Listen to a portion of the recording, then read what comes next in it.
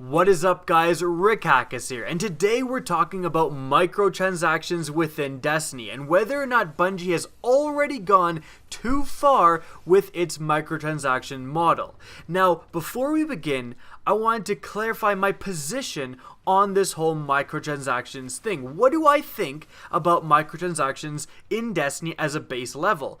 Well, those of you who've been with my channel for a long time know that I have made some videos a while back actually kind of supporting microtransactions. If a game company can do microtransactions well, and the example I always utilize is Mass Effect. Mass Effect did microtransactions extremely well. Basically, the currency you could get to unlock all the gear in Mass Effect, you could also just purchase that currency. And what happened was they're obviously getting enough revenue from microtransactions to make 5 completely free DLCs for that game, for the multiplayer version of Mass Effect. So it's free maps, free characters, massive updates, added a whole new enemy type and everything, and this was all funded by microtransactions. And this obviously goes into Destiny, so you'd probably think, well, obviously if you're in favor of microtransactions as a whole, if it's done well, are you in favor of Destiny's microtransactions? I think the main downside of Destiny's microtransactions is the inability to acquire silver throughout the game. I think this is going to hurt it in the long run. I think this is going to make players a lot more jaded than they need to be. And all Bungie needs to do is, upon completing a Nightfall or like a raid, when you complete the raid for the first time that week for a character, you should get like 10 silver. That would solve a lot of problems, and it would give players who don't really want to spend money the chance to still buy an emote every once in a while. But Bungie would still be making a ton of revenue because it's very impractical to be buying what you kind of want if you're only utilizing the game as a resource to acquire silver. Most players are going to take the shortcut and simply buy the silver with actual money. However, again, just simply giving the option to players to get these emotes to kind of join in by acquiring silver very slowly by actually playing the game, rewarding your dedicated fans for playing the game and saying, here's a little bit of silver. I think that would have been the superior approach to what they actually did, was just to purely make it available through purchasing it. With that being said, I do support the concept of Bungie selling purely aesthetic items and giving us free DLC. That's what they've said. We're going to get free DLC. Now, notice I said concept. This is very important because we actually haven't seen any of the free DLC that's been derived from the revenue we've given Bungie through these microtransactions. We could be getting completely ripped off. We don't know. We just hope that it's enough DLC and enough content being added to support these microtransactions. So again, I support the concept. I'm just hesitant to jump on the bandwagon until I actually see what this new free DLC will offer. And that brings us to the topic of the video. Has Bungie already gone too far with its microtransaction model? Because I've heard a lot of complaints from the Destiny community since the Festival of the Lost came out with these microtransactions. Number one is that people say they're too expensive. And people point to the most expensive emote, which is one of the ones I actually bought, which is the Thriller Dance. You can purchase this for $7 worth of silver. To put this in perspective, $7 is more than a third of what the House of Wolves cost to buy. And for this $7, are you getting a third of the content from the House of Wolves? Absolutely not. You are getting one emote. Now, it's actually not my call whether or not this piece of DLC, this emote, is overpriced. Even if I personally believe that it is overpriced, it is up to the judgment of the marketplace. If Bungie can get away with selling this emote for $7, all power to them. They're obviously making a ton of money. I've seen a ton of people doing the Thriller Dance, is obviously selling well, and again, the marketplace determines whether the price is appropriate. If it was truly too expensive, you would not see many people using this emote, and if it was too cheap, everyone would be using it, and Bungie would have missed out on revenue. However, let's not pretend that Bungie isn't also utilizing some somewhat unsavory business practices in order to sell these more expensive emotes. First and foremost, we have the issue of exclusivity and timed content. The Thriller emote is again the most expensive one being sold right now, and it appears to be a limited time thing. You can only get this for the Festival of the Lost DLC. Bungie has certainly implied simply by the display of the emote that it will be a limited time offer, that after the Festival of the Lost is done, this emote will disappear. Now, the responsible thing to do would certainly be to make this emote and the other Halloween-related emotes available starting during Halloween, but also make them available to purchase anytime after. They're simply added into the bank of emotes already available in the game. But if they did that, they would have a harder time justifying its $7 price tag.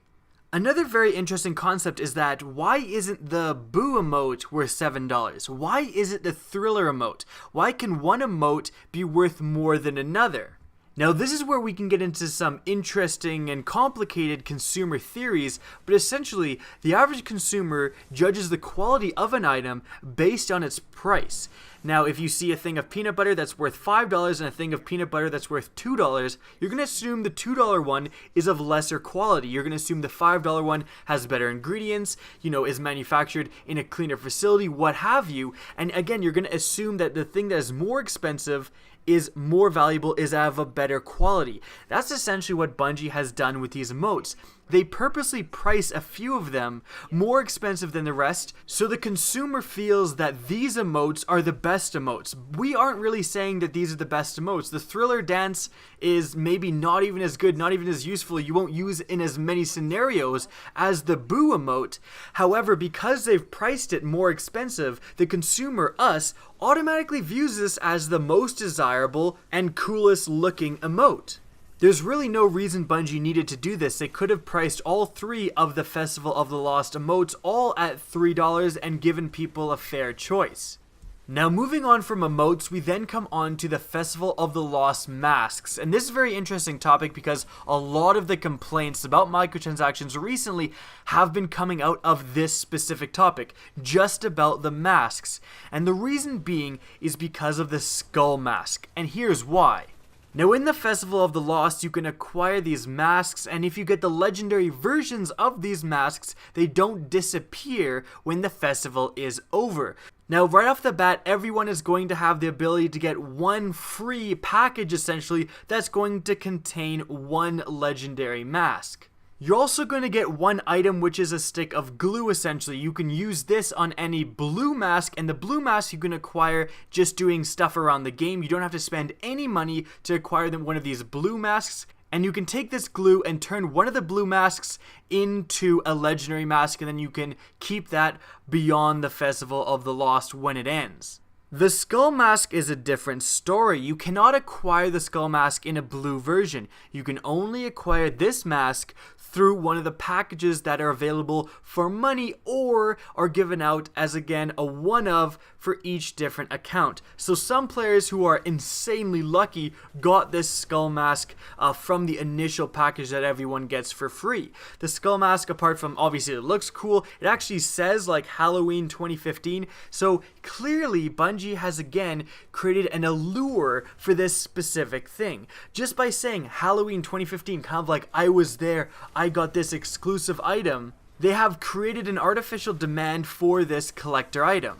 Now what's happening, and the reason a ton of people are complaining, is that if you want this mask, all you can do, if you don't get it from the initial package you're given for free, all you can do is keep purchasing those packages over and over and over again until you get the skull mask. You can easily spend $20+ trying to get this single item. Now, a lot of Destiny players are obviously complaining about this, and they're kind of just saying, how is this fair? How is it fair that someone else maybe can purchase and get the skull mask for essentially $2, where I might have to spend $25, $26 in order to get my skull mask? Why is it more economically feasible for some people to do this compared to others, simply based around luck? Because Bungie has essentially combined the two most hated things in gaming, RNG and microtransactions. Now, of course, the main argument against this point, and the argument I've actually kind of said to myself, I'm not going for this skull mask, I just don't even care. And again, the main argument against these people is, well, why do you need it? You don't need this skull mask. It doesn't add anything to the game. It's just a kind of an exclusive, aesthetic-only piece of content that really doesn't add too much to your gaming experience. So you don't need to spend any, you shouldn't spend any money trying to get this item. And while this argument is certainly legitimate, it's not really our place to determine how much another player, another person, needs a certain item. We could judge this content completely differently. Someone who is a kind of a collector, has every weapon, has all these armor pieces, has everything exclusive in the game, will view this as another item that they need to get to complete their collection. And although that might seem ridiculous to you, it's not ridiculous to the person actually trying to acquire this piece of content. Let's also not pretend that there wasn't some things Bungie could do to ease this problem. First and foremost, make the skull mask purchasable through actual money. Say $5 for the skull mask. Or you could get it randomly.